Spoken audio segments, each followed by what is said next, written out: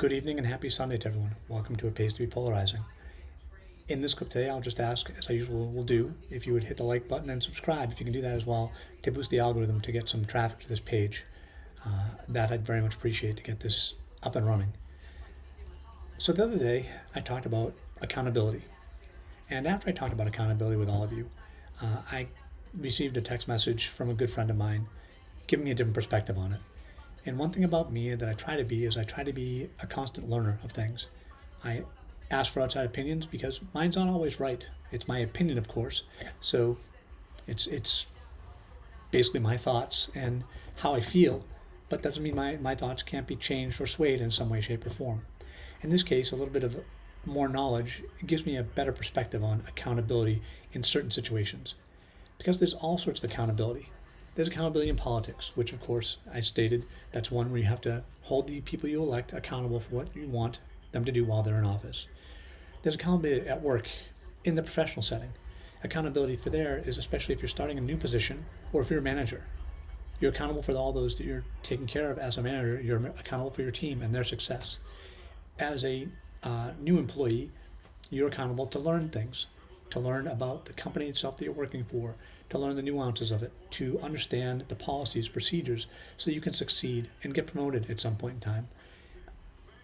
You need to be accountable for learning all the pieces of your job, what your role is, what's expected of you, what your manager expects, what your peers expect, all of those things, what other departments expect from you as well. Because in a lot of companies, most companies, they have divisions that will work together at times.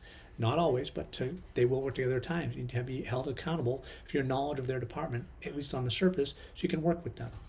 So there's that. There's also accountability in personal development. Now, personal development is the one that's the gray area, because accountability is a two-way street there for sure. Accountability in a personal relationship, because if you have a friend who's struggling with something or needs assistance with something, then you have to be held accountable to help them with that when you can. There are certain things that you can't do unless they absolutely want to do it. So if it's an addict situation, it's something they still have to want to do. You can't change that.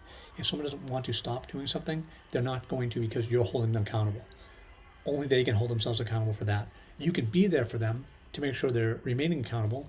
If you're in a situation where something may come up and it may jeopardize whatever it is that they're trying to stop doing, then you can make a suggestion. Let's go somewhere else. Or let's make sure that we're not doing something we're going to regret tomorrow. To be there and accountable in that regard. To be support accountable, but not fully accountable. So with that, it's one of those that I hadn't really taken that into perspective and hadn't really thought about that very much.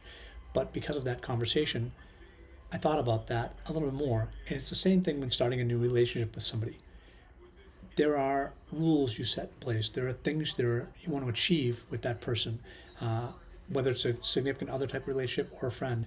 You want to make sure that it's going in the right direction, that one is not taking advantage of the other, and that it's going to go smoothly. It's going to be an equal partnership, whatever it's going to be.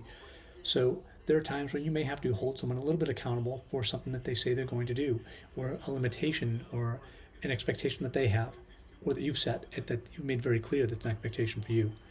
If these aren't clear, then that's going to cause an accountability problem. That's the last thing you want is an accountability problem. Because in the end, who's responsible for that if you haven't been clear about your needs and your wants in a relationship? And in business, like I said, there's the accountability process there.